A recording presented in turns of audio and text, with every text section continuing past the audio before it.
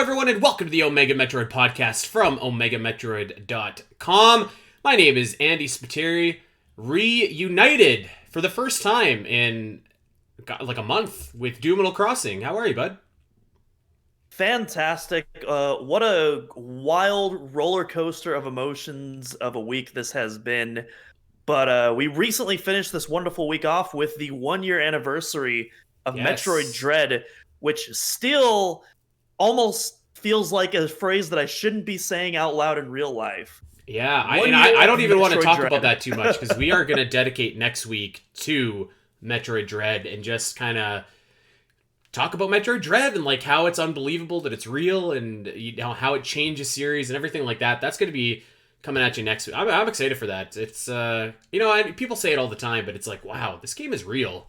You know, it's just a crazy thing. So yeah, that's gonna be go down next week. But man, this week we have a special treat for you because the thing that this broken, lonely, desperate world was waiting for was to hear Chris Pratt's Mario voice, and we finally got it with the Super Mario Bros. Trailer. So we're gonna talk about the Super Mario Bros. Movie trailer, and then we're gonna kind of pitch our own ideas for a Metroid movie. And I have some very specific criteria that like I self-imposed on myself. Doom has his own criteria. This is just my rules for myself. So we'll get into that. You know, actually before we even do any of that, I wanted to talk because like you and I've really like I didn't really get a chance to talk to either Dak or you since the Nintendo Direct, because the Nintendo Direct happened and I covered the Nintendo Direct and got on a plane and was gone for like a couple weeks. So You got to hear about all of the chaos after you landed. well, no. I watched it. I recorded a podcast and then I flew away. So like I saw the tears. I mean, Zelda was obviously the biggest thing, and even that was not that great because it was another teaser trailer, and I was just like, come on. But yeah, so we didn't get to talk about it, and really there wasn't anything to talk about. Maybe one of the most disappointing Nintendo Directs that I can think of for me. It definitely wasn't the Direct for me, you know, especially as someone who's not into even regular JRPGs, let alone farming sim JRPGs. It wasn't a Direct for me. But, you know, for the people that are happy about those, you know, I'm happy for them. I'm happy that GoldenEye is finally real, as even though it's being released very weirdly across the platforms, and Indeed.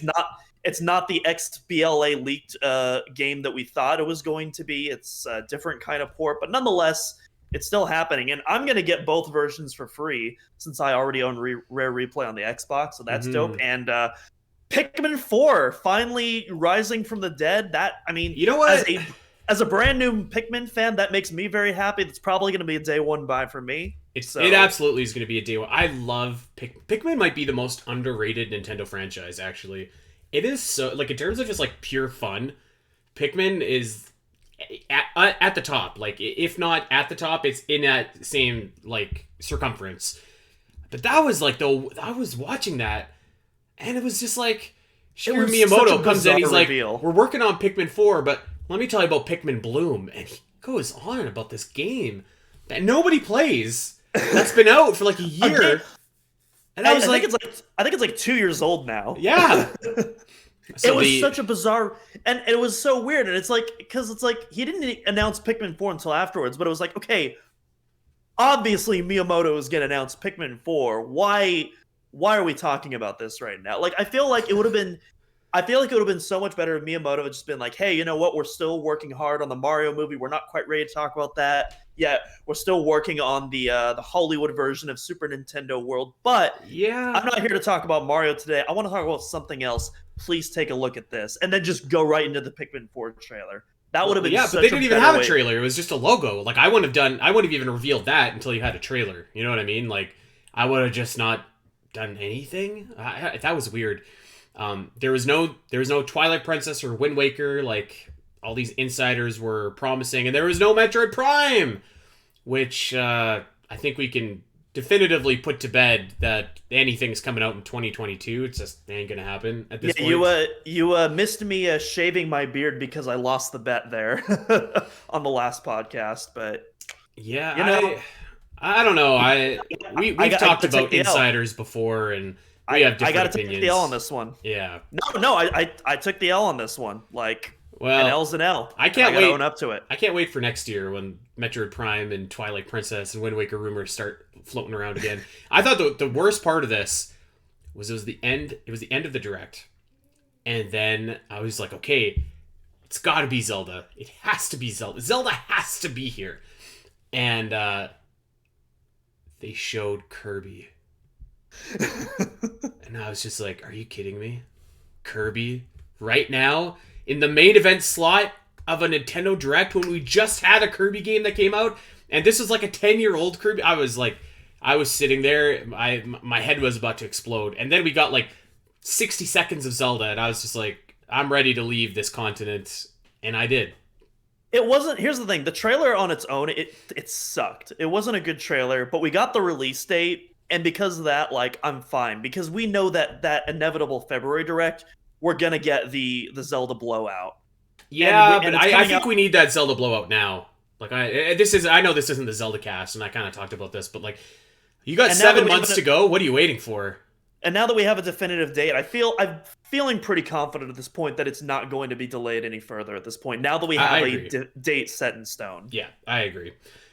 Pretty disappointing on the Metroid side, though. No Metroid Prime, no Metroid Prime 4, which I don't think any of us really expected. Yeah. But maybe Trilogy, maybe something, but there was nothing. Hopefully, if Nintendo actually has an E3 this year, if they do have an E3, I think Prime 4 might be back on the table. But I think it could be too. We can't. But I mean, as we've learned this year, we can't take those E3 shows for granted now, can we? Well, I mean, E3 is they've claimed that they're coming back. So I guess we'll see. But that wasn't the only Nintendo Direct lately. By God, there was a Nintendo Direct for this Super Mario Bros. Movie. My goodness. So first of all, I want to talk about the part before the actual trailer, where Chris Pratt was there, and Chris Pratt, this dude, stop. This dude looked like he was like, I don't know, a dozen. He looked like he was being held at gunpoint. He looked like he was like 6 whiskey sours into this Nintendo Direct. Just like, I've been stomping on Koopas since I was a kid. I was like, this is incredible. And then Jack Black was there, and he's a maniac. Jack Black is so awesome. Oh, I love Jack Black. He is so awesome. Like, I've never seen a bad Jack Black anything. The funniest thing I saw was a tweet where someone was like, it looks like Chris Pratt is being held at gunpoint. It looks like Jack Black is holding the gun. So that was pretty fitting. It was funny because I was expecting, like, going into it, I was like, man, the memes for this trailer are going to be unreal. And there have been some memes from the trailers, but it's really that moment of Chris Pratt talking that's been the focus of all the memes. Just which like, I would... What would, like, I don't know, man. He looked like he was in, like, the Andromeda Galaxy. Just like, are you okay, bro? Like, what's going on? So yeah, it was great before the trailer even happened. And I want to talk about two parts of it. I want to talk about the like actual trailer, and I want to talk about Chris Pratt. Yeah. Let's just start. I have a feeling we have similar opinions on this. I think we do. Yeah. I think that most people I've seen do. Let's talk about Chris Pratt first, though, because that's more fun. Yeah. I remember when they revealed in that Nintendo Direct who was playing who in this Mario movie, and that was a great moment. It was fun and whatever. And if you would have asked me that day what Mario would have sounded like, I would have been like, he's probably just going to sound like Chris Pratt. Like, they don't need to do anything like special or whatever. It's stunt casting, and that's fine. But then there are all these reports, and it's like, Chris Pratt's Mario voice is going to blow you away. Blow you away. Polygon reported that. IGN reported that. Before. Yeah. Like, all these places where, like, this voice is going to be incredible. And then Chris Pratt sounds exactly like Chris Pratt. Oh, where am I? I started laughing my ass off at that. I was actually in my car. I was at the grocery store, and I had the day off, and I was like, oh no, the direct is starting now, and so like. I was like, it was like literally 2:59 or whatever it was, and I was like, I can't risk driving home. So like, I sat in my car and watched this, and I was cackling at this trailer in my car. It's like Chris Pratt sounded exactly like Star-Lord in this trailer, except for when he tried to do this like Mushroom Kingdom, let's go, dude. That was so awesome. It was like a Chris Pratt voice with like these very subtle imitations of Mario, and like it was like the worst imitation of the Charles Martinet. It was so awful. Oh man, but which is funny because I think that if he just did regular Chris Pratt voice, that'd be fine. And I think that even if in this trailer he did regular Chris Pratt voice and we kind of laughed at it, and then like, you know, when the movie came out, you could kind of laugh at it, but then you settle in after a few minutes. But I feel like if he's going to do stuff like, let's go, or we, or, you know, all the stupid sounds that Mario makes, it's just going to be like, every time he does it, you're going to be face-bombing. It feels like multiple octaves off, you know what I mean? Like, even if it sounded like Chris Pratt, if like his octaves were a bit higher, I feel like it would work. But it's so, like, it's too low. And like I was talking about this earlier, because some people were saying like, well, you know, Mario's had a ton of voices before. You know, you have, you know, Bob Hoskins from the Mario Brothers movie. You know, you have, I can't remember his name right now, from like the Super Mario Brothers Super Show. Oh, Captain Lou Albano. Yeah, Lou Albano. And like, those are good voices. I like them. I think they sound great. But like, that was before Mario's voice was really standardized. Like, after Super Mario 64, like, yeah, Charles Martinet had done Mario voices before, but after Super Mario 64, he was that Mario. was the voice. He became Mario at that point. And ever since then, like, you could do a Mario impersonation in like front of like an elderly couple, and they'd probably know who you're talking about because it's that iconic. And like even the Sonic movie, you know, they got you know, they didn't hire back Roger Craig Smith, but Ben Schwartz, I mean, yeah, he sounds like Sonic. Well, he just kind of sounds like Ben. Like, he didn't have to do like a goofy voice or anything like that. And I guess Sonic doesn't really have a goofy voice like Mario does in the games, which makes it a little bit easier. And I was of the opinion too, by the way, that like they should not have casted Charles Martinet as Mario. I know a lot of people thought they should, but I didn't think that they should. But that being said, I don't think that you want to have Chris Pratt imitate Charles Martinet, because it's just gonna be weird. So I thought that was hilarious. We'll see. There's a lot more trailer to be, or a lot more of this movie to be shown clearly. So we'll see. Plus, I'm sure like eventually we'll adjust to it and it'll be whatever. Obviously, it's not gonna hit as hard as Charles Martinet does in the games, but no. But I mean, we'll probably adjust. We're used to it. Like, I've seen Chris Pratt in a bunch of other stuff before, and I've liked his voice. I'm sure eventually, like, I'll get used to his voice in a Mario animation. I mean, that's what I mean. Like, I think like after like 2 minutes, you'll be used to Chris Pratt. But like, I feel like for me, like every time he does something that doesn't like, every time he imitates what Charles Martinet would do, I think they should just stay away from that and let Chris Pratt be Chris Pratt. Who knows? I mean, well, who knows? And again, it's also hard to judge because we've heard like I think 9 total words from Mario. Like, we need to like see like full scenes from him. That scene though, where Mushroom Kingdom, let's go! Oh my god, I was dying, like cackling in my car. It was so awesome, in a goofy way. But you know what? I think that like trailer looked good. You know, Jack Black sounded great. Keegan-Michael Smith sounded great. Key. Oh, I'm sorry. Yeah, I think all the voices were fine. I think that the animation looked better than I thought it would, actually. The animation looks so good. Yeah, I'm like actually shocked. Let me ask you a question. Have you seen? I haven't seen Despicable Me or like the Minions movie or anything like that. Have Me you? either. Okay. No. I don't know. I think I was kind of expecting just like a little bit more cheap animation or something like that. Like, focus in on the main characters and they look good, but then the background maybe kind of looks like, yeah. But yeah, this looks really good. I'm very excited for this movie. Like obviously, you know, Chris Pratt's voice is a meme right now, but like everything else about this movie, like it looks really fun. Like the physical comedy, like really worked with the penguins throwing the snowballs. Do you yield? Like, that was good. And then God, Jack Black's voice as Bowser, which honestly makes sense because Jack Black, on top of being an actor, is also both a musician and a professional voice actor. We're apparently going to hear some music from Bowser, which is incredible. I am down for that 1000%. But yeah, Jack Black sounds so good as Bowser. I love the design. Again, we were talking about the animations. I love how expressive Bowser is in this trailer. We don't really get to see that in the games because those facial animation details aren't really the focal point of the games, but like just seeing like Bowser grimace and smirk and just have like really good lip syncing with his dialogue, like it just I love it.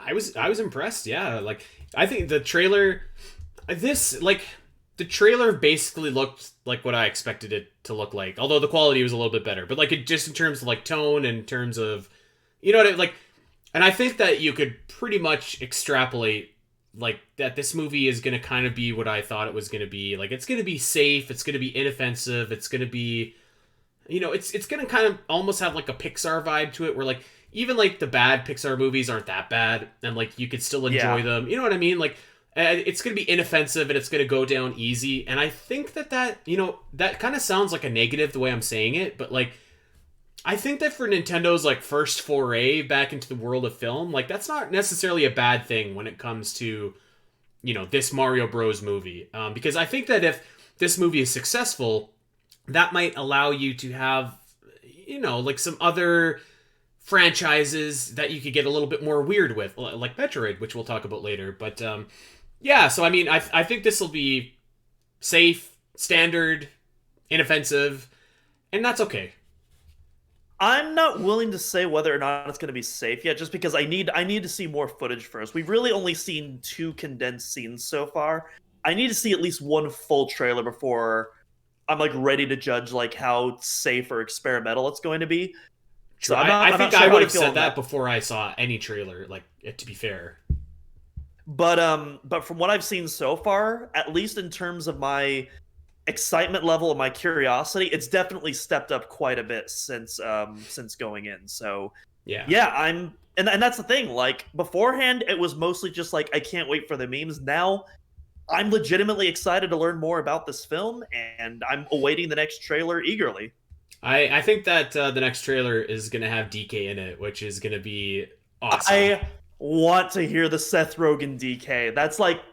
I think it's just going to sound exactly like Seth Rogen, which is fine, which is great. I can't do the laugh. I can't do the laugh. So, we're going to spin off here. It seems very likely to me that this movie will be a success, and I don't think that, I've seen a lot of people joking about the Nintendo Cinematic Universe. I don't actually think that's like that big of a stretch, to be honest. Like if this movie is successful, it seems like the next movie is going to be a Donkey Kong movie, which makes sense since I'm assuming they have Seth Rogen under contract for more films or whatever.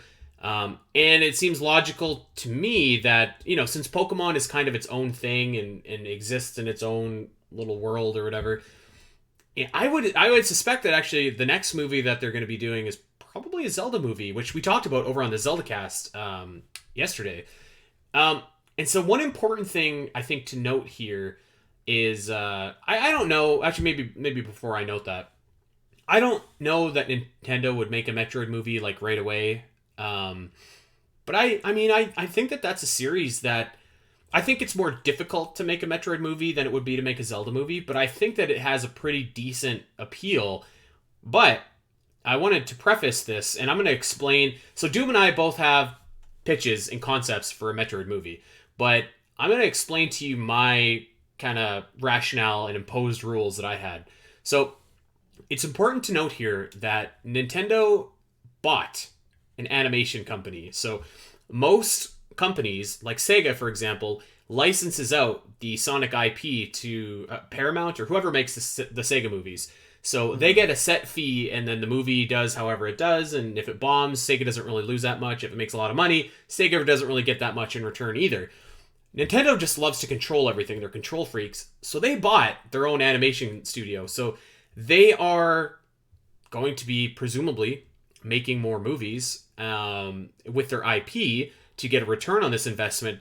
So it seems fairly logical to me, or obvious to me, that we can expect these movies to be animated. So my Metroid movie that I'm gonna pitch is an animated Metroid movie, because I think that's what we would get.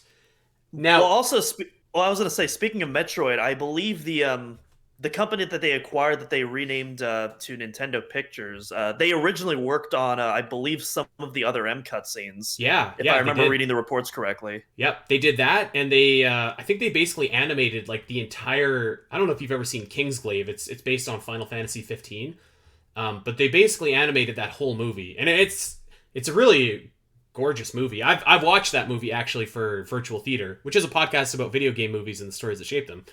But the animation is really fantastic in that. So I'm expecting that kind of style. I think we'd all, maybe not all, but I think I would love to see a live action Metroid movie. I don't know how likely that. I think if we're gonna get a Metroid movie, it's probably going to be animated, and that's that's kind of. I'm sure it could still be awesome.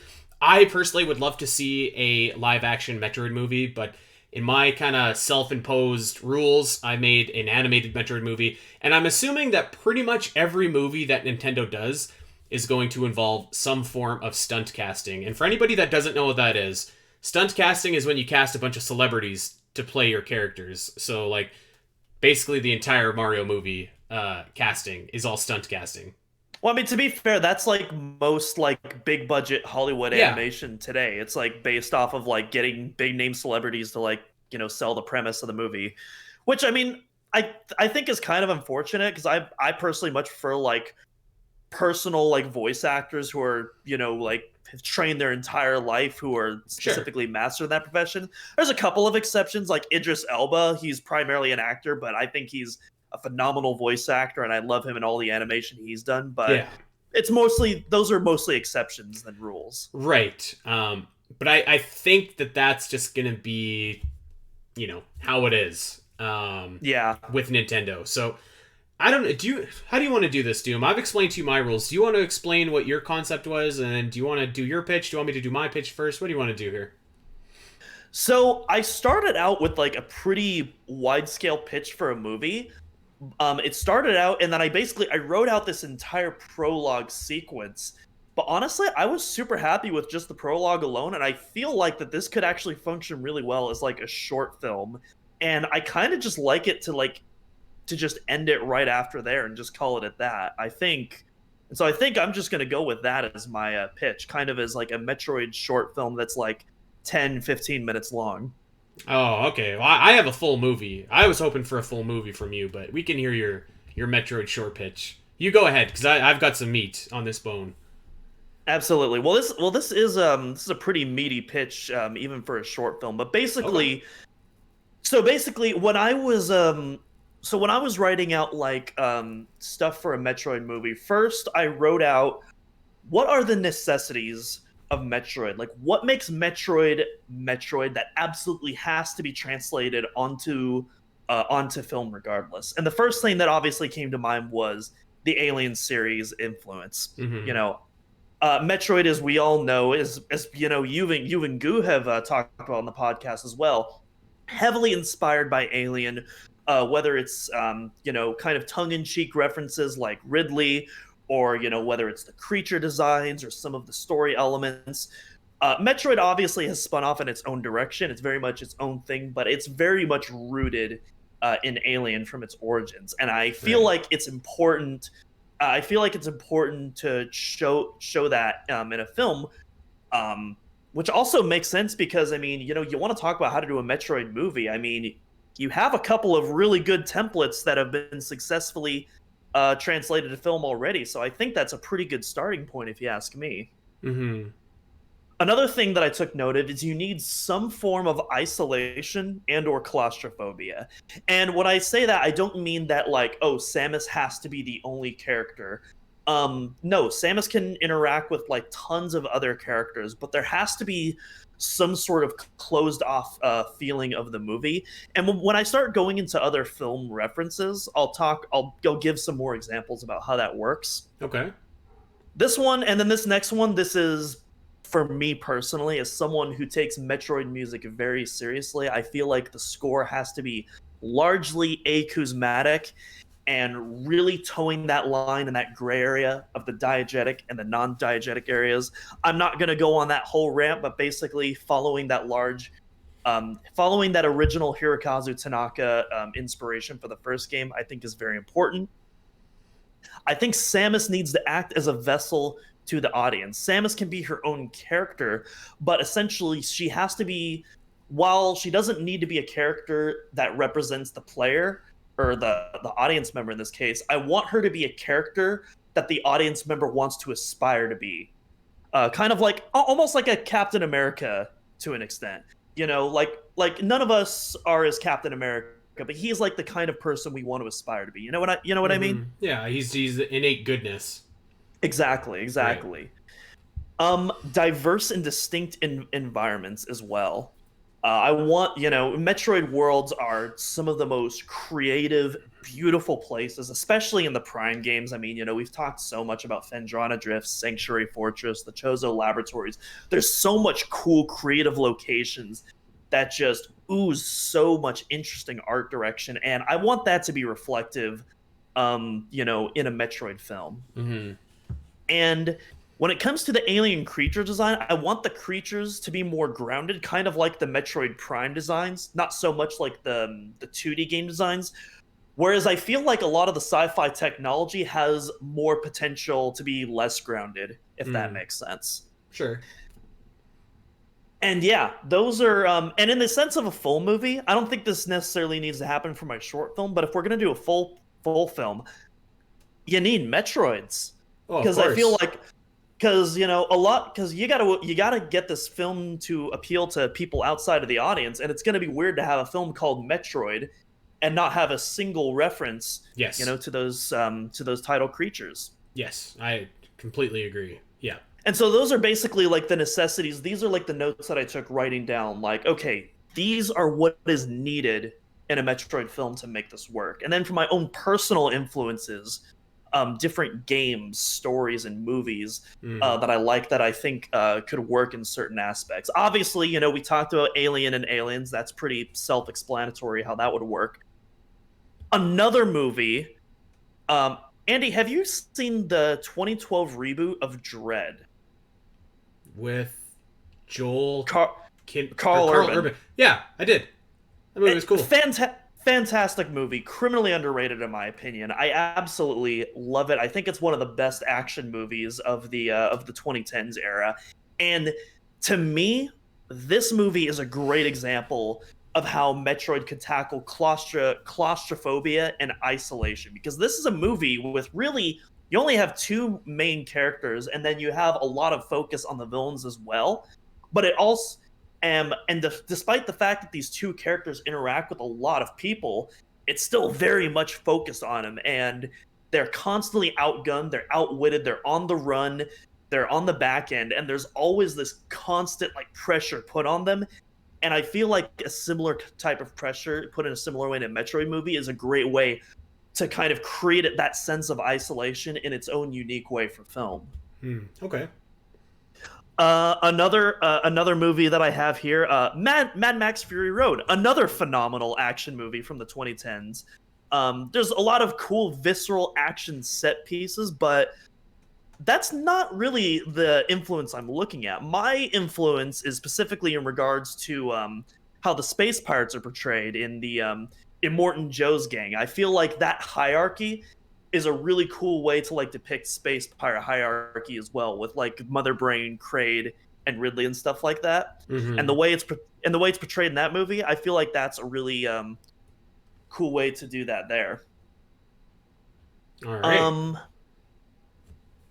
Halo 2, I specifically love that game because of how it world builds around the Covenant, and I think using a similar approach to the space pirates would be a great way, so that they're not just mustache twirling villains. How they're clearly evil, but they also have very clear motivations as well.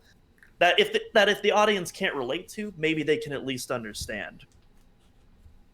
And then finally, and this might be a weird influence, but Superman. Specifically with the Krypton parallels to the short film that I'm going to make, as well as Samus's character journey and imprint on the audience, which is kind of what I was referring to before with my Captain America analogy, as a character that the audience wants to aspire to be. And that brings me, or actually, before I go into the prologue, what do you think of everything that I've listed before? Is there anything you think sounds off, or? I don't know that I would make Samus into a Captain America-esque figure, because I have Samus a bit differently in mind. I think that both are like, you can be relatable if you're a character with flaws, and you can also be a character that you aspire to, and I think both are completely valid. I went not with flaws, but like more of a, like, I don't know, like a humanized character that maybe needs to overcome some stuff. But yeah, I mean, I obviously Alien is influence in my movie as well. I have some similar stuff. I think I actually, when I was listening to you talk, I didn't really make any notes about music or anything like that, which is obviously quite important. So yeah, definitely that's one of those kind of things that I think should go without saying, is like the music has to be awesome and stuff like that. But no, keep going. All right, cool. And so basically my short film is basically it serves as a prologue to the NES game. And originally what I was going to do for my movie is it was going to be a movie about the NES adventure but rewritten. Mm-hmm. And this prologue was kind of going to like this was going to introduce the movie. But I'm really proud of how this prologue turned out personally, and I don't know, it could be one of those instances where it sounds better in my head, but it doesn't sound as good in real life. But I think it really works, and it's a part of the Metroid universe that we've never really seen covered in the games before. It was briefly covered in the manga, which Right. is technically not even canon anymore, but Well, I think this would be a really... Well, the manga itself isn't canon, but never parts of it was. have been adapted into canon. Yeah. But So But hold on, this is a live action short, or this is an animated short, hypothetically? this is a live action. This is Okay. a live action short. I envisioned it, although it could absolutely work either way. I think. Right. Okay. But I envisioned this being live action when I did it. So All right, let's go. About 10 to 15 minutes long, and it's basically about the space pirate raid of Zebes, where Samus engages them for the second time in her life. So at this point, her parents are long dead, and the reason I chose this specific moment is because, I mean, if you think about it, Samus is 2 years old when her parents are died. She's very young. And while that specific moment is still ingrained in her brain and it's clearly traumatized her, I don't know about you, but I barely remember my life when I was 2 years old. And I imagine that Samus, while she's still traumatized that she was robbed of her parents, that she probably still remembers that day, I don't imagine that she remembers a lot of what her parents were like. Maybe like small occasional snapshots. For me personally, Okay, I'm liking this. I imagine the big traumatizing moment was, when the Chozo were slaughtered on Zebes, because that's who she grew up with. That was who raised her. That's where the vast majority of her memories are interconnected. And so I feel like this, for me, I feel like this is like the big moment that like defines Samus, where Samus really grows as a character and starts learning from not all of her, but a good portion of her mistakes in the past. And so I feel like this is a really important part of the timeline to focus on. But anyways, enough with that preamble. Let's get into this. Yeah, let's go. I'm anxious. So the film starts in the past with the space pirates already engaged mid-raid in the siege of Zebes. Chozo inhabitants, along with native Zebes wildlife, are being mercilessly slaughtered. We get to Samus fighting, already donning the base power suit, along with several other fully armored Chozo warriors. They're clearly outnumbered 100 to 1, however, still firmly holding their position and maintaining control. Perhaps some small dialogue exchanges between the two to demonstrate camaraderie between the squad. Personally, I would love this whole prologue to be voiced in Chozo with subtitles. That's just my personal choice, but nonetheless, everything is going according to plan until Ridley shows up.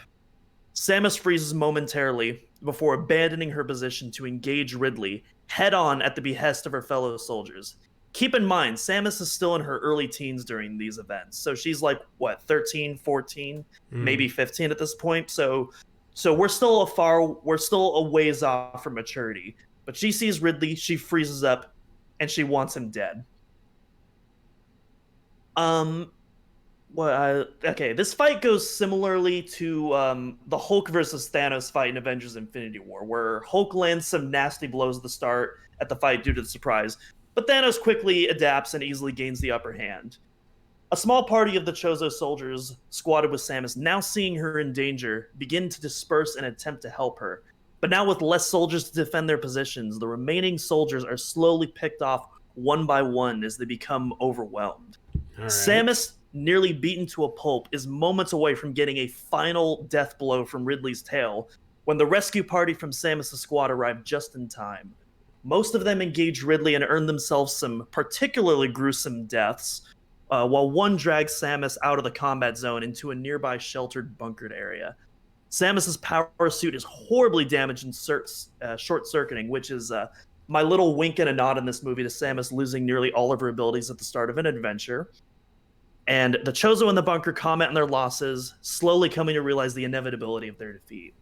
Their final mission is to get Samus off-world successfully. One of the Chozo elders, specifically, maybe this is Grey Voice, uses the word prophecy and emphasizes that when discussing the vitality of Samus's well-being. They haul Samus's unconscious body into the nearest escape pod before launching the entire remaining fleet at once in an effort to create a diversion. The space pirates are too focused on the fighters and decoy escape pods to pay any mind to Samus's. Samus regains consciousness after the auto medical bay injects her with a serum. She's confused at first until realizing she's on board an escape pod, racing to the window only to find herself well within the upper atmosphere of Zebes, with a large fiery plume emanating from the location she was at moments ago. Samus is overwhelmed with guilt, pinning the blame of all the lost lives on her desire to kill Ridley at the expense of the mission. She lets out a scream, and immediately we cut to the modern day, 9 years later, in her ship as she awakes from cryostasis. She regains her composure, walks over to the windshield of her ship. We look out the window at planet Zebes today as she lands, ready to begin the events of the first Metroid game. And that's where my short film cuts. I wish you would have did the whole thing. Yeah, that sounds pretty good. It's certainly different than mine, but we do have some similarities in ours. I can picture this, and I can see where your Superman reference is coming from, because this reminds me of Man of Steel, like the opening to Man of Steel. Like, so I can picture that. I think it's like it's kind of dark, but that's okay. If we're doing like a live action, like sci-fi, like excuse me, movie like that, I think that this tone is definitely kind of cool. I don't think it would ever make. I don't know if Nintendo would ever actually greenlight that, but I think in like terms of like what we would like hope to see happen, I think that could be pretty sweet. Yeah. And also I want to say, when I emphasize particular gruesome deaths, I don't mean like hard R rating, like gore, like Ridley ripping people in half. I mean like implied brutality. Like you can get away a lot with a PG-13 rating if you like have something off camera. Like one idea I had was like maybe like Ridley like it within one hand, like clutching like a Chozo's face, and then the camera pans past the face and you just hear just a loud crunching sound as his muscles flex, but you don't actually see what's happening. It's like something like that, I feel like. Okay. Yeah, that's I wish you would have kept on going. I want to see where the story goes. I'm gonna give you mine. Are you ready? And I actually before I give you yours, did you hypothetically cast anybody in this live action Metroid movie? I didn't really cast anyone. Honestly, for me, I don't really have any like particular like, oh my gosh, I need like this person to play Samus, or I need this person to voice Grey Voice. But like, I don't know, I'm kind of like fine with whatever. I would love to see why can I not remember her name right now? I was just talking about Mad Max Fury Road, and I cannot remember. Charlize Theron. Yeah, Charlize Theron. Thank you. She would be okay. Yeah, she'd be good. She wouldn't be able to play Samus in this prologue, at least if it was live action, just because she's a bit too old for that. Samus is again in her Right. her mid to late teens at that point. I would love to see, like, if we ever did had like a Metroid movie of like a middle-aged Samus, a middle-aged gruff Sam. Oh man, I would love Charlize Theron to play that. That would be so awesome. Yeah, I, man, 10 years ago she would have been the absolute perfect Sam. I mean, could still be an awesome Samus, but for my story, I wanted Samus a bit younger here. So, I Mhm. tried. So, like I said, my kind of self-imposed rules here that I gave myself were this is going to exist within the framework of Nintendo's current animated movie reality, right? And it's going to involve stunt casting and stuff like that. So, I I tried to kind of I almost tried to come up with like a movie plot and like the similar kind of thing where like Nintendo announced the cast rundown here. I'll tell you who I casted for the Zelda guys after we're done. All And I right. am like I'm god awful at that. I was just like I don't know. So Danny DeVito's Tingle. yeah. You know what? I cast Adam Sandler as Tingle. Oh, okay. All right. That was Goo's suggestion. I was like, dude, who do I cast as these Zelda guys? And he was just like Adam Sandler, Dingle. I still need to see Uncut Gems. I heard that was so good. It is. It's quite actually his new movie's good too. Hustle, very good movie. Okay, here we go. So a few things that we need to preface before we can get into this Metroid movie. Um, One, the primary goal of this movie, the goal among this movie, obviously, is to make money, but the primary goal is to get people to know what Metroid is. Because if Nintendo is releasing this movie under their animation studio, chances are 90% of people have no idea what Metroid is. They've never heard of Metroid. So this has to be like an intro origin, easily digestible movie where we can get to know Samus, we can get to know the Metroid world, we can get to know the space pirates, stuff like that. So we absolutely have to assume that everybody watching this has no idea what Metroid is. No idea. Agreed. This is kind of like the Guardians of the Galaxy of the Nintendo cinematic universe, where nobody knew what Guardians of the Galaxy was, but they did it in such a great way that now it's a household name. So I remember when we started the podcast, Dak and I kind of had very different ideas. He was in favor. I was in favor of a movie that introduced people to Metroid, and he wanted like the movie kind of cut in between Metroid Prime 1 and 2, which I didn't agree with. So I'm sticking to my guns. It's going to be this. The goal of this movie is to introduce people to Metroid. So that above and beyond goes. That's the main goal here. A couple quick things is that we absolutely have to show, because this is an animated movie, I feel like we have a lot of opportunity to have some like funky alien life forms, which I think is like a very like must have for a Metroid movie, as well as like an incredible world. And I'm gonna cheat a little bit because we're gonna go to a familiar planet, but nothing about that planet other than the name is gonna be similar. Like we can do like Phendrana drifts on this planet. We can do whatever we want on this planet. Like I kind of want like almost like an animated version of Pandora from Avatar, where it's like there's cool space life. Like so it sounds like this movie that you're suggesting, this is not canon to the game universe. This is its own canon, no, correct? Correct. Yeah, as I think these movies should be. Like I Yeah. don't think the Mario movie should have anything to do with the Mario games. I don't think a Zelda movie should have anything to do with Zelda games. I think like the movie is its own thing. Like if you went and saw a Batman movie, you wouldn't expect to have had to read like Batman 346 that just came out last month, right? So same kind of idea. Or even if you're seeing the new Batman movie with Robert Pattinson, like you shouldn't be expected to like understand the Nolan Batman films. It's its own thing. Precisely. Yeah, exactly. Or if you're going to see this new Mario Bros. Movie, you should watch the 1993 Super Mario Bros. Movie to see that that movie is going to be superior. But so moving on here, I think that I'm going to have Metroids, but there's going to be no Metroid evolutions. There's going to be a Metroid and a Metroid Queen, and that's it. Because like we're trying to introduce people to these creatures, and I don't think we want to over complicate things in the first film, anyways. Ridley and Mother Brain are both going to talk. They have to talk. And I think that that's fine. I think that you can give them voices, and especially Mother Brain, I feel like that's fine. She can be like computerized or something like that. But both of them give are her going the to talk. captain in voice. Oh man, can you imagine? I wonder if that actress is still alive. I hope she is. What a gem. And so I think, obviously we talk about isolation as a main staple in Metroid, and it absolutely is in the games.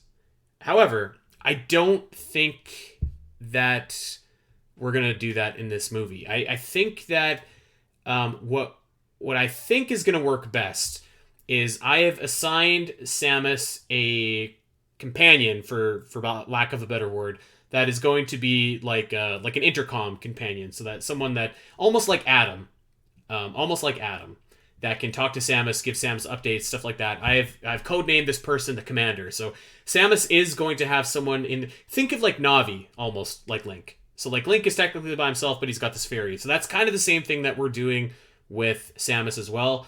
I understand that, some Metroid fans may scoff at that, but like the fact of the matter is that we have to have Samus talk, and she has to talk to someone, and it doesn't make sense for her to just talk out loud to herself. So I think if we do that, we can still have Samus exploring this planet by herself, but getting that as well, where Samus can talk. So that might be a little bit controversial, but that's the way that I went. I'm on board so far. Sounds so far so good. Okay, so the style of this film. So I think that, like I said earlier, I don't actually think like a Super Smash Bros. Crossover movie is like off the table. Like I think that like realistically could exist in like a couple of years. So I think that in terms of animation, you want to have people somewhat uniform, somewhat. So I'm not suggesting that the characters in this movie look like the Mario character movies, but I think that they have to look somewhat similar enough where you could put them beside each other and they don't look completely like ridiculous. But also it kind of in the way that, in Disney in the early 90s released like Beauty and the Beast looks different from Lion King, which looks different from Hercules, which looks different from Tarzan, but they still kind of have like the underlying like Disney animation to them, or Pixar animation to them. You know what I'm trying to say here? I don't think I'm explaining it very well, but I was just thinking more just like Super Smash Brothers. I mean, you already have You already have a Super Smash Brothers art style that's able to accommodate like all of these other different games, and that's why you can have like Mario facing off against Solid Snake, and it doesn't look that out of place. Yes, God bless you. That's kind of what I'll go for here. They kind of have to have like a little bit of uniformity to them. For the actual art style, I mentioned Kingsglaive earlier.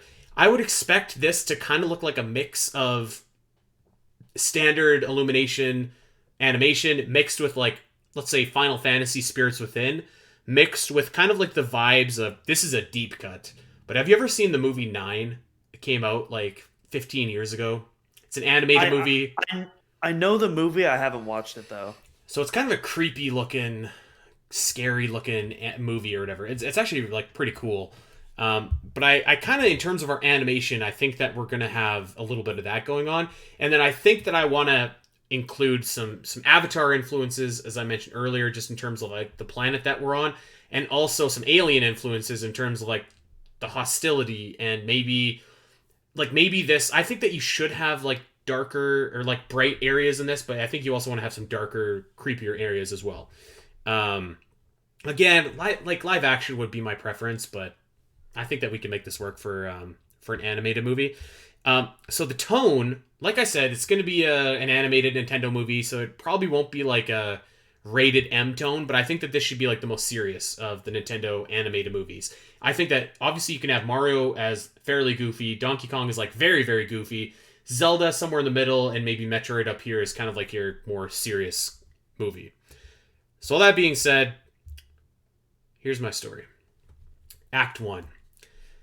We are introduced to Samus, an orphan who trains to be a Galactic Federation soldier. This kind of presents some funny, or some fun opportunities where you could have cameos of like Adam, you could have cameos from Anthony Higgs, whatever. But this is where we meet the Commander. and the commander is Samus's superior. And Samus is clearly the most skilled operative that's there, but has trouble working together with others because of her past trauma. And we can kind of introduce some flashbacks here. So we're going to see brief flashbacks of Samus's home getting completely destroyed and obliterated. And you know that famous scene in Final Fantasy VII where Sephiroth comes out of the fire? We are going to replicate that, but with Ridley. And Samus doesn't know what Ridley is because let's say that she's 5 or 6 or 7 when this happens, but she just knows that there is this ginormous monster that was responsible for the destruction of her homeworld. And Samus carries that weight on her. She somehow made it out alive, and also found a power suit somewhere on her planet. I don't know, we can get into the specifics of that later. But she's basically been haunted by this image of this ginormous monster that destroyed her parents and her home and everything like that. So she has trouble working with others and eventually leaves the Galactic Federation. We don't have to spend a ton of time on this opening scene, but it's just going to let us know like who Samus is, what she's about, where she came from, etc., and how she got so powerful. So Act 2. Several years later, Samus is a bounty hunter with a special power suit, and she gets a call from the commander, and the commander has a job.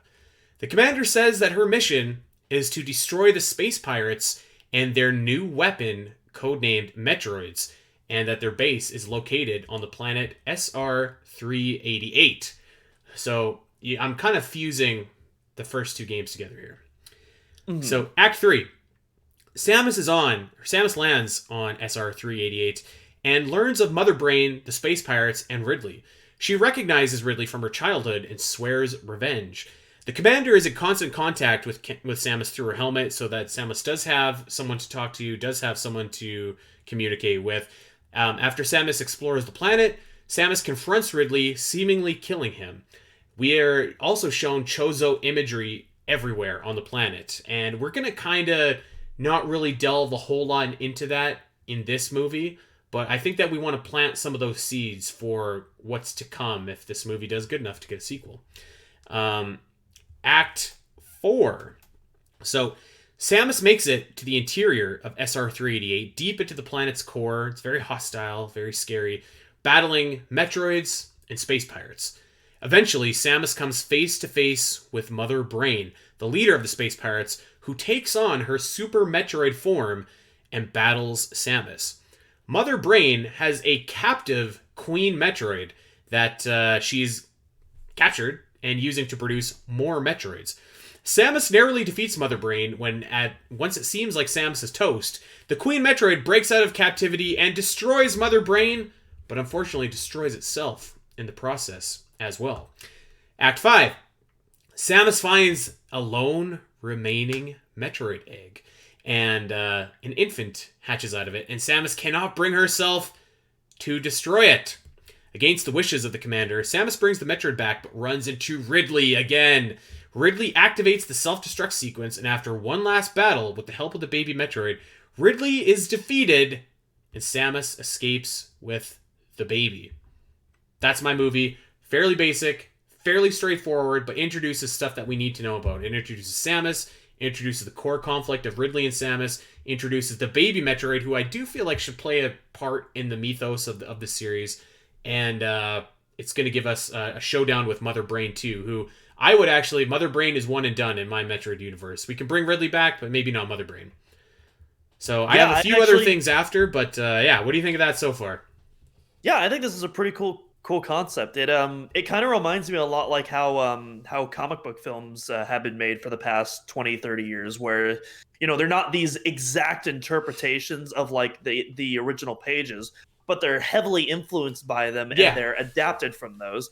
And this is clearly an adaptation of I wouldn't say necessarily Zero Mission, but it's the NES Metroid, and then Samus Returns, the remake of Metroid 2, especially with that Ridley fight at the end. And then you also have a little bit of Super with that Mother Brain fight. Yeah. Personally, and I know we've talked about this before, I would redesign Mother Brain because I am like the only person that's not a fan of the T-Rex design, apparently. But otherwise, I actually don't disagree with that inherently. I think that you could do...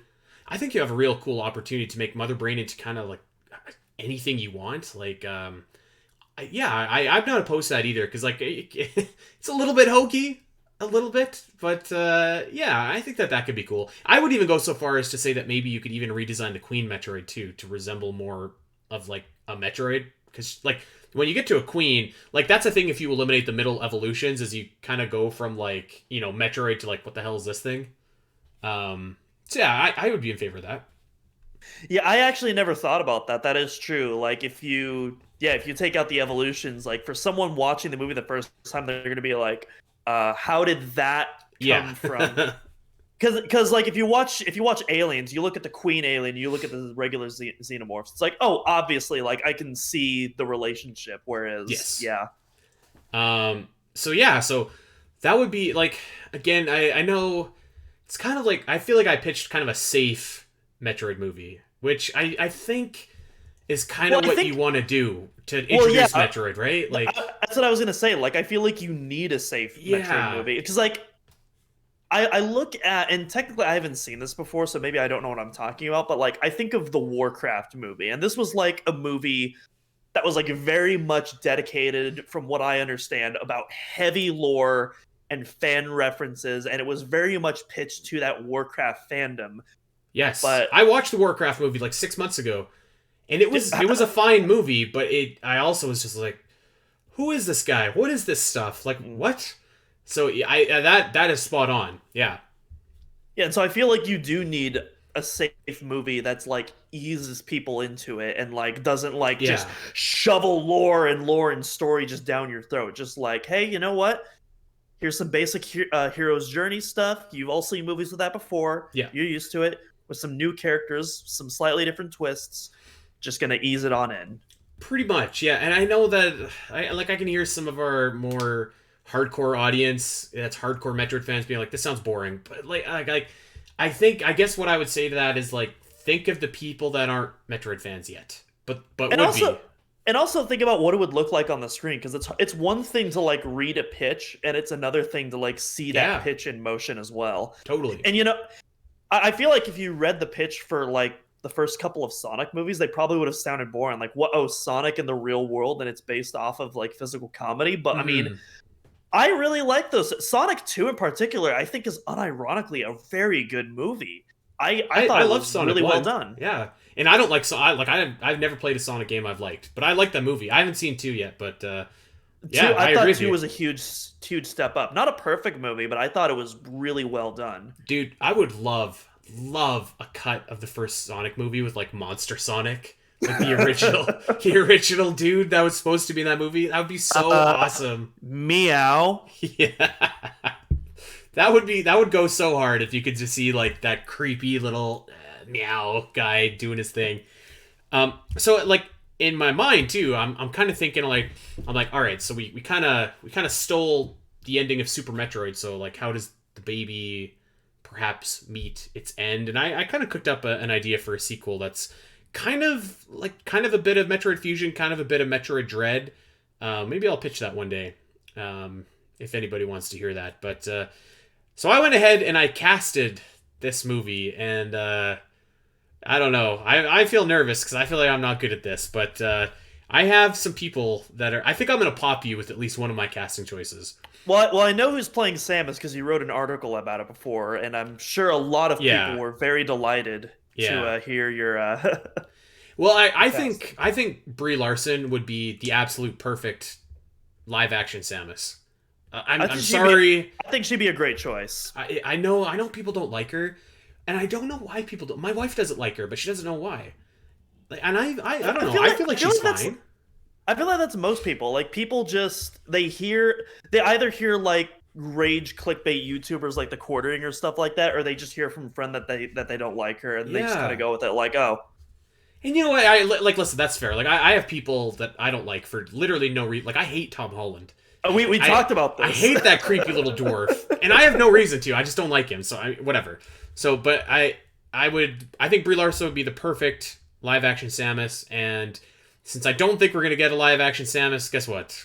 Brie Larson is gonna be the voice of animated Samus. So you're spot on with that. Playing the commander. So this is kind of like the quasi Adam role. I think that you absolutely have to bring in the GOAT, Sigourney Weaver. I like it. I think, like, dude, if you're gonna make a Metroid movie, you have to have Sigourney Weaver in this movie. I never thought of having a Sigourney Weaver cameo in a Metroid movie, but that's so perfect. You have to, right? Like, you gotta.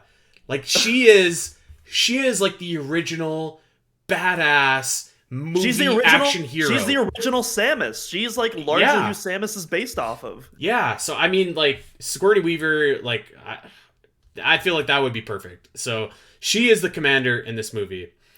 Oh God, I don't know if it's Regina or Regina. I think it's Regina. God, pretty sure it's Regina. Regina King as Mother Brain. You ever watch The Watchmen?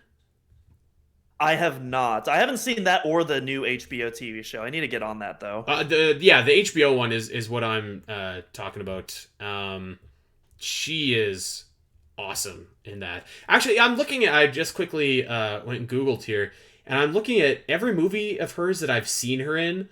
I'm talking like Friday. I'm talking The Boondocks. Like, she's pretty much awesome in everything she does. So, but Watchmen was one thing I was thinking of in particular, where like she plays like a hero in that movie, but also I feel like she kind of has like a bit of menace behind her. So I feel like you could like electronify her voice and like make her into a pretty compelling villain. I think I'm gonna pop you with this next one. Are you ready for this? This is the Ridley one, isn't it? This is Ridley. We have got, playing Ridley, Dave Bautista. Yeah, buddy. Dave Bautista is awesome, and I say that unironically. I love Dave Bautista. No, like I love Dave Bautista. He's a phenomenal guy. He seems like a cool guy in real life, even outside of like his wrestling and his acting. But like, he seems like such a cool guy. But like, his voice is like very deep and menacing, and like, I'm gonna get you. Like, I think that'd be perfect for Ridley. So, honestly, I popped myself when I casted Dave Bautista. Honestly, when I'm thinking of like a voice for Ridley, I'm thinking of like the Grave Mind from the Halo series.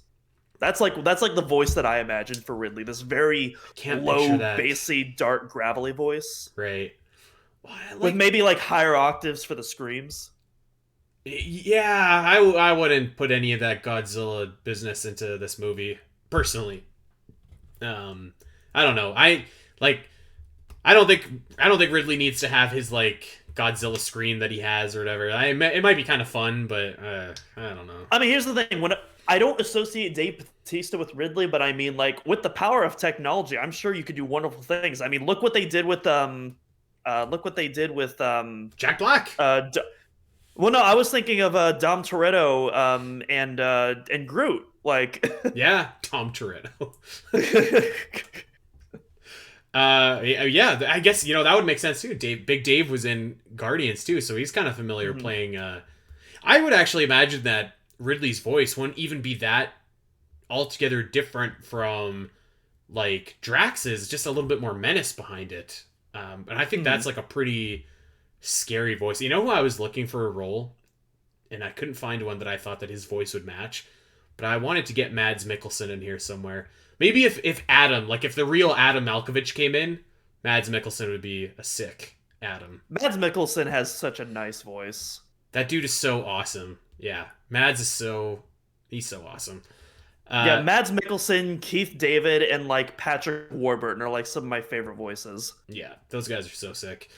So yeah, that's my Metroid movie. It's like I said, it's a easy introduction of people to Metroid. Is it gonna excite existing Metroid fans? I think it could, but it's just. But that's kind of cool though, because like I feel like those are like two different takes that we made, but like very different stylistically. Although we kind of both did have like showing a little bit of Samus's backstory in there, which I kind of like, because like if you think about it, that's not really that big of a thing in the Metroid series proper. Like they really don't show that. Well, that's why that's basically why I decided to turn the prologue into a short film, is just because I thought, you know what, this is, the backstory itself isn't covered, but that specific portion of the backstory is like only covered in the manga, I think, from what I understand. There isn't a single, even Smash Brothers trophy that references that, from my understanding. And it's No. such an important part of the lore going into Metroid 1 and Samus's character as a whole. You know what? Actually, I do want to say that it might be Melee, but somebody does reference that Ridley destroyed the colony on K2L where Samus's parents were. So that is in Smash somewhere. I was talking about Zebes, not K2L. Oh, yeah. Well, then you're totally right. Yeah. Mm-hmm. So yeah, it's weirdly omitted from the Metroid series, and I think it's right. And then it's also hinted at in Other M with that really bad cutscene as well, but the one we don't talk about, except for the episodes where we do talk about it.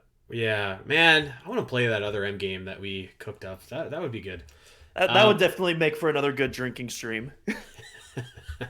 Do you want to hear my Zelda cast just for giggles? Sure, why not? I was so nervous. I was so nervous about that. I feel like I sounded like such a big fool when I was trying to throw people out there. But here we go. As the Great Deku Tree, I had Bryan Cranston, gravelly voice. I could maybe get behind that.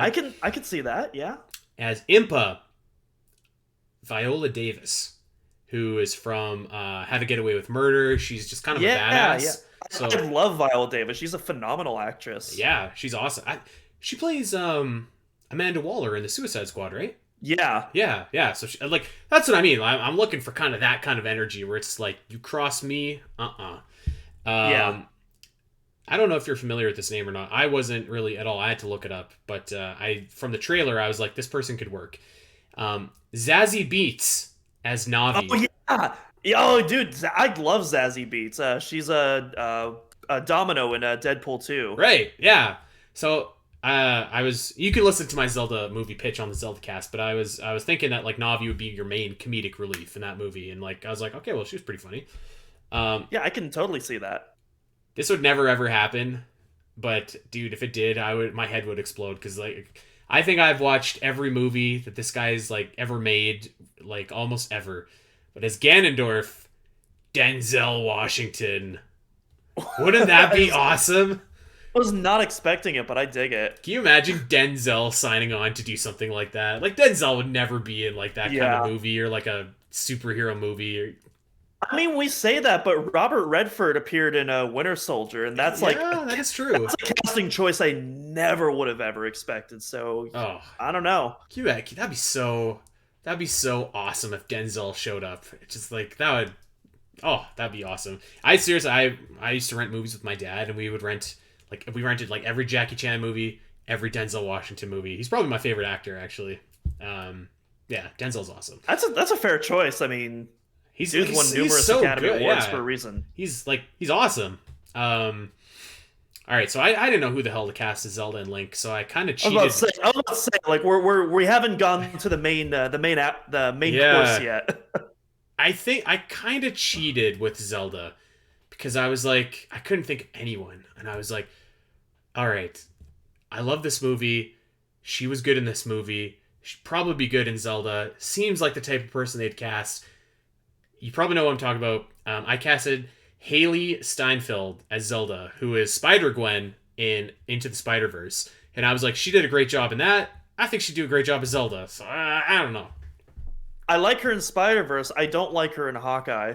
But to be fair, I don't think it's her fault, though. I think that's just the show is written poorly, I think. I cannot say that I've seen Hawkeye, but yeah, it looked terrible. So I was kind of going back. I had two people for Link, and I thought one was too young, and I thought one was too old. And I still don't know which one I'd rather do, but I think I'm going to go with the older one as Link. So I casted Kit Harington as Link, because he kind of sounds like Link. The Game of Thrones... Jon Snow, yeah. Yep. Yeah. I thought he'd be good. I don't know if he's too old, but I guess it doesn't matter if it's an animated movie, though, right? Like, yeah. My other suggestion originally was Finn Wolfhard, who, aka Mike from Stranger Things. Might be a bit too young. Stranger Things, so really, I don't have Netflix. Damn. Okay, I can't wait till I'm gonna buy it for you on DVD or something. Stranger Things is awesome. I want to get Netflix. There's so much cool shows that like I'm so far behind on. Like I need to watch Stranger Things, Breaking Bad, a bunch of other stuff. Squid Games that came out a year or two ago you that I never want seen to Breaking see. Bad either. Oh my god, my wife and I know. we're rewatching Breaking Bad right now, actually. Better Call Saul just ended. I need to get Oh, that. yeah. Oh, buddy, come on. Maybe I'll slip you my. I don't know. Can you slip Netflix passwords anymore? I'm not sure. I don't think they've cracked down on that yet. You know, but I know I they've don't. talked about it. I don't think that we could anyway, since my Netflix is different from yours because of Yeah. you know. Canada Flicks. That's right. But yeah, so Metroid movie. I don't know. Like I don't know. I think Metroid would be lower on the list of franchises. Oh, absolutely. I feel like it would be Mario, Zelda, and Splatoon. Absolutely, those would get films first. Probably Kirby as well. Just again because of how massive it is in East Asian territories, especially Japan. I hate that little bastard. I don't know if Pikmin would get a movie, but I feel like it would get like no maybe. Way. I feel like it might get an animated TV show though, because if you remember, like there was those shorts that happened before Pikmin 3. You know what would get a movie is Fire Emblem for sure. Yeah, I could see that. Yeah. But I mean, that kind of being said, I agree with you. I think it's low on the list. I think like Zelda seems like the next obvious one to me. I think Splatoon probably seems like a pretty good one. Although Splatoon and Animal Crossing and stuff are huge, but then you have like no kind of real basis for a story. I guess you kind of do in Splatoon. I disagree. Splatoon is riddled with lore. I mean, if you really start digging in, that game has deep lore. There's a lot you could do with Splatoon, I feel like. I take that one back. I guess I'm thinking... I've actually watched the Animal Crossing movie. They made one about 10 years ago. And that was actually... It was fine. It was pretty good. So I could see them kind of revisiting that. But like, I think at least the thing that Metroid has going for it is that it's different than everything else, right? Like, I think that it's like different enough to maybe warrant doing. But I don't know. I think the problem with the movie that I pitched is like, I think that, and this is probably going to be the reality as well, is like, if Nintendo gets successful with its film studio and starts making Mario and Zelda and Splatoon and stuff like that, I think you're going to run into the same problem where like Metroid is different and doesn't kind of, like, those movies seem like they might attract that same kind of Pixar crowd or whatever, right? Like, it's kind of for kids, kind of for adults, but like easy, like really for everybody. And I don't know. I don't know if maybe they could do that with Metroid. And I think maybe they have to sacrifice like the dark moodiness of Metroid for that. I think I'd make that sacrifice to get it to a larger audience. I feel like it's kind of the same conundrum the actual game series runs into Nintendo, where you know, Nintendo as a brand appeals to, I'd say, a very diverse audience, but still like a very specific crowd within that audience, and Metroid doesn't tap into the majority of that crowd that it's appealing to. Yeah, like, I don't know, like so Nintendo obviously appeals to like it's like a family audience, but like I guess like I don't see a reason why Metroid can't be something that a family can enjoy. Like if we can watch Star Wars, like surely we can watch Metroid, right? Like I agree. And I don't know. We'll see. I don't think it's impossible. I don't think it's impossible that they make a Metroid movie. I would be probably more excited for Metroid than Zelda movie.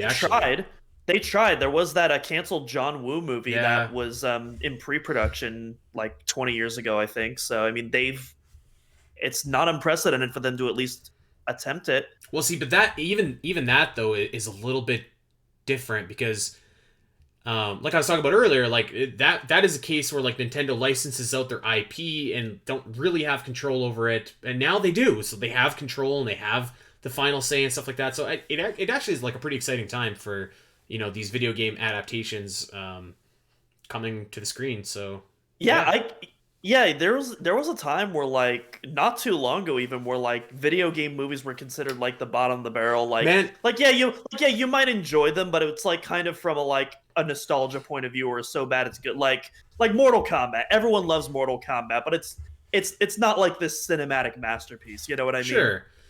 Yeah, since we started virtual theater, like the video game movie genre has like quintupled. That's not even a word, but it seems like every day they're making or announcing new video game movie stuff, and it's like, holy cow. even like apart from that though, like you have like genuinely like really good stuff out there. Like I do not care about League of Legends at all. Arcane is a phenomenal show. That I is thought it was something great. My friend showed me that, since obviously I don't have Netflix. But yeah, it's so good. It's emotional. Like the performances are incredible. The visual style is wonderful. I heard the new Cyberpunk show is supposed to be really good. Yeah. The Last of Us trailer that dropped a couple weeks ago looks so good. I'm so excited for that, especially because it's from the same showrunner that did Chernobyl, which I absolutely loved. The Sonic movies I really enjoyed. Castlevania, I've only seen the first season of that, but that was so good. Castlevania is awesome. It's yeah. So I mean, we're in a pretty good spot with video game movies. Yeah. I don't think it's impossible. I think that there probably will be like some concessions that would need to be made to make a Metroid movie feasible and viable and stuff like stuff like having the commander in Samus's ears, or like maybe a little bit more of a brighter environment or something like that. But whatever, I'll take that. So yeah, let us know. Let us know what your like ideal Metroid movie is, and what your like kind of realistic, this could happen in the next couple years Metroid movie idea would be. I'd love to know this, and let us know what you think about our casting choices. Big Dave as Big Ridley. I love that. Oh man, well, it's not our casting choices, it's yours. I didn't do any casting on my end, so. I was nervous, especially when I was reading off the Zelda ones. I was like, is Allison gonna laugh at me? Like, do I sound like an idiot here? And I think I did, but I felt okay. Anyways, it was fine. So yeah, let us know. Doom, was good to talk to you again. I feel like it's been forever. Yeah, I mean, between the breaks and between the Orpheon episode, our schedules didn't align at all last week, and so we had to. I was like mega jet lagged last week still too. I can imagine. Yeah. Yeah, it feels good to be back in the saddle. Hell yeah. So yeah, next week we've got the 1 year Metroid Dread anniversary retrospective. We've got the definitive ranking of Metroid Prime coming up to honor 20 years of Metroid Prime. We've got tons of good stuff coming down the pipe. We've even added some new members to our Omega Metroid team, which, by the way, if you're interested in volunteering with the website, head over to the website and come join our awesome community. So lots of cool stuff to look forward to. But that, my friends, is going to do it for now. We are going to get out of here. We want you to check us out over on Twitter at Omega Metroid Pod. I am at Spateri316. Doom is at Doominal Cross. And, of course, check out OmegaMetroid.com for all your Metroid needs. Maps, guides, boss strategies, news. You got it. It's all there. And also check us out wherever you get your podcasts. Like, subscribe. You know the drill. Recommend us to that Metroid. Oh, I almost slipped up and said Zelda fan. To that Metroid fan in your life. You can recommend us to a Zelda fan, too. I don't know. We can make new fans. I've done a lot of that at Zelda Dungeon, as a matter of fact. So, yeah. Until next week, everybody. Take care.